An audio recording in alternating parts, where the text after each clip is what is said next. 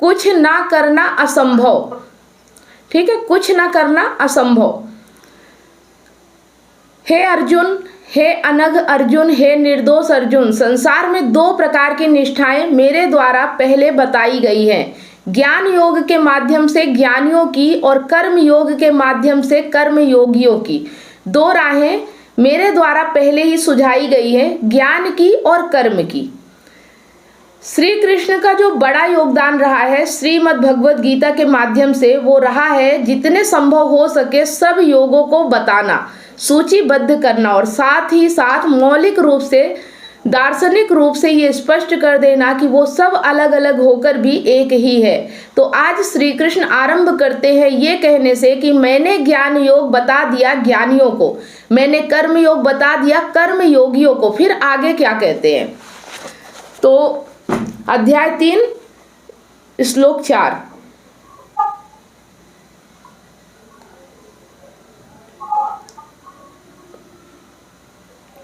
कर्मों का अनुष्ठान ना करके मनुष्य कर्म बंधन से मुक्त या आत्मज्ञान की स्थिति नहीं प्राप्त कर सकता और केवल कर्म त्याग से भी सिद्धि अर्थात आत्मज्ञान में प्रतिष्ठित प्राप्त नहीं होता। मतलब कर्मों का अनुष्ठान करके मनुष्य कर्म बंधन से मुक्त या आत्मज्ञान की स्थिति में नहीं प्राप्त होता और ना ही कर्मों का त्याग करके भी उसे आत्मज्ञान या प्रतिष्ठित प्राप्त होता है। या तो हम कर्म करते हैं या कर्म का त्याग करते हैं। हमने अभी तक दो ही चीजें समझी है, लेकिन यहाँ पे बता रहे कि दोनों से आत्मज्ञान नहीं मिलता है। तो न कर्म में प्रवृत्ति से न कर्म में परित्याग से आत्मज्ञान मिलता नहीं है, अंधे कर्म की राह से। मतलब अगर अज्ञान है तो आप चाहे जितना भी अच्छा कर्म कर लो कोई फायदा नहीं है, और अगर आत्मज्ञान नहीं है, अज्ञान है, तो आप चाहे कुछ भी ना करो तो भी कोई फायदा नहीं है। तो जरूरी क्या है, आत्मज्ञान, खुद को जानना।